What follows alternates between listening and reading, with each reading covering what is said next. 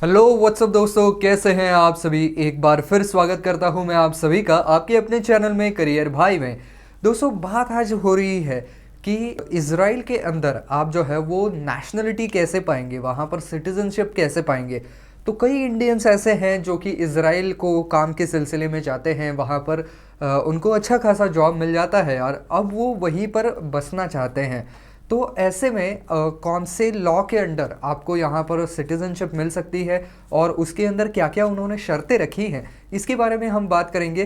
खैर, बाकी के जो मुद्दे हैं कि बाय बर्थ वहाँ पर मिल सकता है, बाय लॉ ऑफ रिटर्न आपको मिल सकता है और बाकी भी लॉज हैं, लेकिन उनके ऊपर हम ज़्यादा फोकस नहीं करेंगे।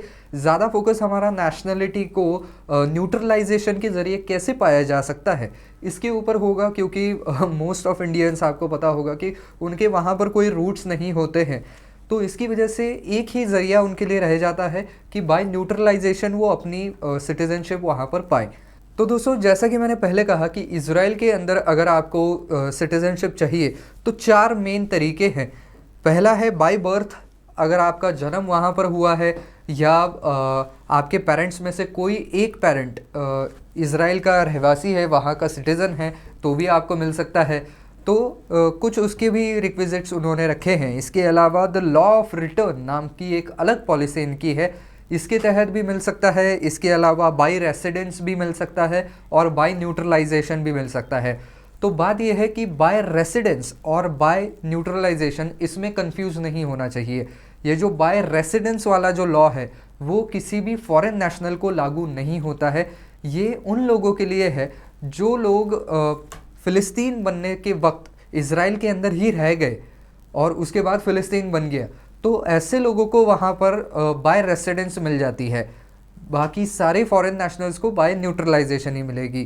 तो दोस्तों, बात करें अगर यहाँ पर न्यूट्रलाइजेशन की, तो उनका सबसे पहला क्राइटेरिया ये है कि आप वहाँ पर 5 साल तक कंटिन्यूसली रहने चाहिए और 5 में से 2 साल के जितने दिन होते हैं उतने दिन आप बाहर के कंट्रीज़ में ट्रैवल कर सकते हैं। अगर आप, जाहिर सी बात है कि मूल रूप से इजरायली नागरिक नहीं हैं और आप कहीं बाहर से आए हैं, तो जाहिर सी बात है कि आदमी अपने देश में वापस ज़रूर जाएगा कभी ना कभी अपने परिवार से मिलने के लिए, किसी और काम से। तो ये अलाउ किया जाता है। तो एक्चुअल कंटिन्यूस रेसिडेंटशिप जो है वो आपको 3 साल की वहाँ पर दिखानी पड़ेगी आउट ऑफ 5। इसके अलावा जो है वो आपका क्रिमिनल रिकॉर्ड भी ज़रूर देखा जाएगा कि जिस कंट्री में आप रहते हैं, जहाँ से आप मूल रूप से आते हैं, उस कंट्री में आपके ऊपर कोई मुकदमा तो नहीं चल रहा है। इसी के अलावा आपको किसी मुकदमे में दोषी करार देते हुए 3 साल से ज़्यादा की जेल तो नहीं हुई है, या आप जेल का सेंटेंस पूरा करने के बाद तो यहाँ पर नहीं आए हैं। अगर ऐसा कुछ मिला तो जाहिर सी बात है कि आपका एप्लीकेशन आगे नहीं बढ़ पाएगा। इसके अलावा उनको ये भी वहाँ पर बताना पड़ेगा कि वो इज़राइल के अंदर परमानेंटली रहना चाहते हैं। मतलब ऐसा नहीं है कि इज़राइल की उनको सिटीज़नशिप मिल गई और फिर वो कुछ ही सालों में इज़राइल छोड़ के किसी और देश में चले गए, तो ऐसा उनको नहीं चलेगा। दूसरी बात यह है कि आपको आपके करंट कंट्री की जो सिटीज़नशिप है उसको रिनाउंस करना पड़ेगा, क्योंकि इज़राइल ड्यूअल सिटीज़नशिप को अलाउ नहीं करता है और ना ही भारत ड्यूअल सिटीज़नशिप को अलाउ करता है।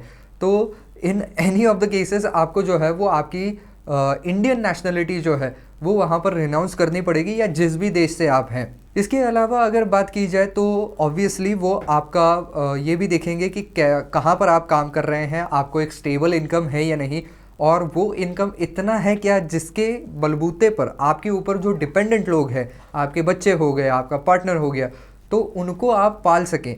इतना आपको पैसा मिल पाता है क्या, ये भी ज़रूर देखा जाएगा। इसके अलावा आपका रेसिडेंस प्रूफ भी देखा जाएगा। साथ ही साथ इज़राइल की जो नेशनल लैंग्वेज है वो आपको आती है या नहीं, उसके अंदर आपने महारत हासिल की है या नहीं, ये भी ज़रूर वहाँ पर देखा जाएगा।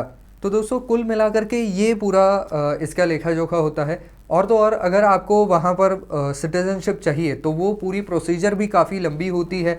बहुत सारे डॉक्यूमेंट्स आपको देने पड़ते हैं, जैसे कि आपका ओरिजिनल बर्थ सर्टिफिकेट हो गया, आपका पासपोर्ट हो गया। अगर आपके साथ आपकी स्पाउस भी जा रही है, आपका पार्टनर जा रहा है, तो आपका मैरिज सर्टिफिकेट वहाँ पर आपको दिखाना पड़ेगा।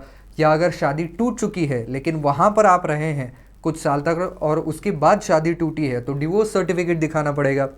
इसके अलावा आपका इनकम प्रूफ दिखाना पड़ेगा। हो सकता है कि आपके पिछले सालों में जो भी कोई आपने टैक्स भरा है तो उसकी रसीद्स भी मांगी जा सकती हैं। इसके अलावा बात की जाए तो कहाँ पर आप रहते हैं उसका एक प्रूफ के तौर पर आप हो सकता है कि रेंट पे रह रहे हैं तो उसका एक एग्रीमेंट दिखा सकते हैं। अगर प्रॉपर्टी खुद की खरीदी है तो उसके पेपर्स भी दिखा सकते हैं। इसके अलावा यहाँ पर हम बात करें तो रजिस्ट्रेशन जो आपका होता है, जब आप एक इमिग्रेंट के तौर पर वहाँ पर जाते हैं तो आपका रजिस्ट्रेशन भी किया जा सकता है, तो वो रजिस्ट्रेशन के पेपर भी मांगे जा सकते हैं। और इसके अलावा भी अगर ज़रूरत पड़े तो कुछ और पेपर्स मांगे जा सकते हैं। एक और चीज़ जो मैं आपको बताना भूल गया, एक और डॉक्यूमेंट, वो है आपके एजुकेशनल क्वालिफिकेशंस के आप कहाँ तक पढ़े हैं, तो ये भी मांगा जा सकता है। और अंत में आप जो भी कोई फ़ीस हैं वो भी भरेंगे और फिर करेंगे इंतज़ार। अगर आपका एप्लीकेशन सक्सेसफुल होता है तो आपको वहाँ पर इतला कर दी जाएगी कि आपका एप्लीकेशन जो है वो सक्सेसफुल हुआ है या एक्सेप्ट हुआ है और अब आपको सिटीज़नशिप जो है वो दी जा सकती है। तो कई कंट्रीज़ में जो है वो ओथ टेकिंग सेरेमनी भी होती है कि आप ओथ लेते हैं कि यहाँ के सारे कायदे कानूनों को हम मानेंगे और अब से हम यहाँ के नागरिक हैं और यहीं पर रहेंगे।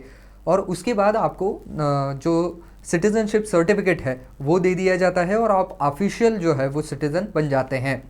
तो ये है पूरा लेखा जोखा अगर आपको इजरायली सिटीज़न बनना है।